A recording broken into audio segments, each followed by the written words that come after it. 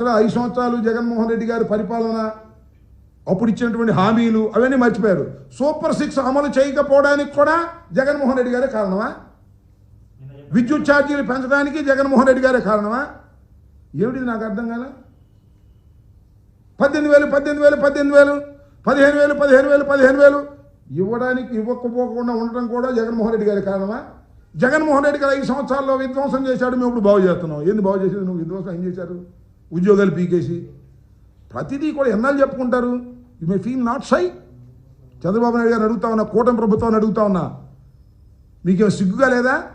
జగన్మోహన్ రెడ్డి గారు 5 సంవత్సరాలు పరిపాలన చేస్తే ఇవాళ ప్రతి దానికి జగన్మోహన్ రెడ్డి గారే కారణం అనేటువంటి పరిస్థితికి వచ్చారు. ఇవాళ మీరు ఏం చెప్పారు? మీరు సంపద సృష్టిస్తాం, సంపద సృష్టించి అనేకమైన కార్యక్రమాలు చేస్తాం, సూపర్ 6 ఇస్తాం, ఉచితంగా మహిళలకు బస్సు ఇస్తాం.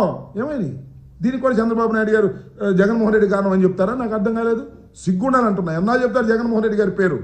మీరు ప్రభుత్వంలోకి వచ్చారు, మీరు ఉద్యోగాలు సంపాదించుకున్నారు. మీ అబ్బాయికి ఒక ఉద్యోగం, పవన్ కళ్యాణ్ గారికి ఒక ఉద్యోగం, మీకు ఒక ఉద్యోగం సంపాదించుకున్నారు.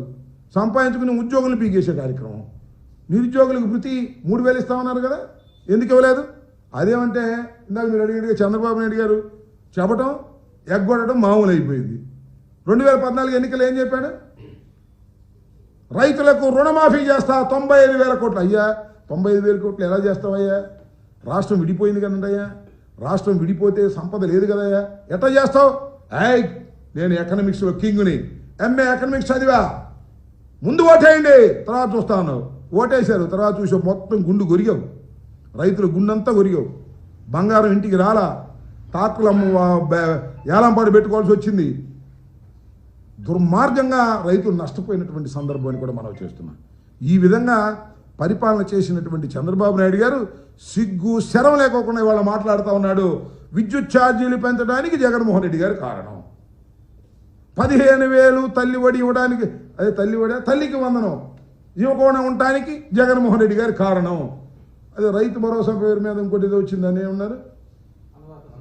అన్నదాత సుఖీభావ ఇవ్వకోకుండా ఉండడానికి కారణం జగన్మోహన్ రెడ్డి గారు. దేనికి? అన్నిటికీ జగన్మోహన్ రెడ్డి గారి కారణం. నువ్వేం చేస్తున్నా? గుడ్డి గుర్రాలకు పళ్ళు నవ్వుతున్నారు 6 మాసాల నుంచి. సంపద సృష్టించరా? గుంటలు పూడుస్తున్నారంట. రోడ్లు ఏంటంటే గుంటలు పూడుస్తున్నారంట. అవన్నీ మళ్ళీ టెండర్లు పిలుస్తారంట. టెండర్లు పిలిచి సుబ్బారావుకి, పుల్లయ్యకి, ఎల్లయ్యకి ఇస్తారు 50-50 బేస్ మీద పీపీఏ. మళ్ళీ టోల్ గేట్ వసూలు చేయాలి. మీరు అందరూ కార్లు వేసుకెళ్తే టోల్ వసూలు చేయాలి. స్కూటర్ అయితే వద్దంటలే, కారు కొన్నారు అవుట్. ఇది సంపద సృష్టించేటువంటి కార్యక్రమం. ప్రతి దానికి అదే స్వామి చెప్పినట్టుగా ప్రతి దానికి జగన్మోహన్ రెడ్డి గారే కారణం అనడానికి కాస్త సిగ్గైనా ఉండాలి.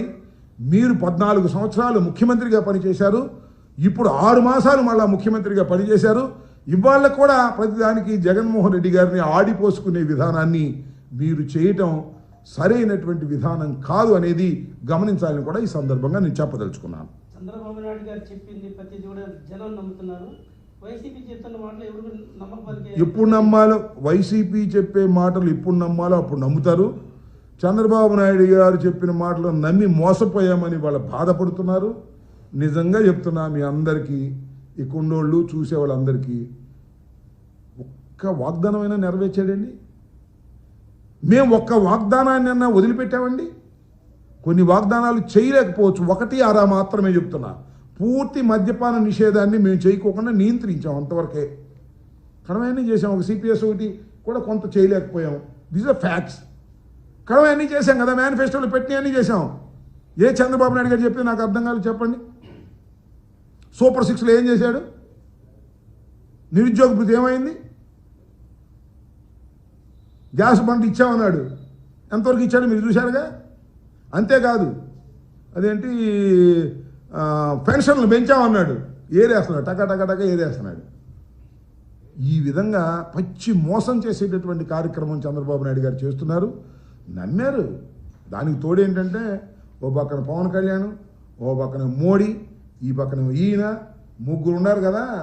ఈసారైనా కరెక్ట్ చేస్తారు నమ్మారు. ఇప్పుడు లబో దిబో అని తల నోరు వాయ కొట్టుకుంటున్నారు. ఎందుకు వేసామరా ఓటు బాబు ఈ చంద్రబాబు నాయుడు గారు నమ్మి?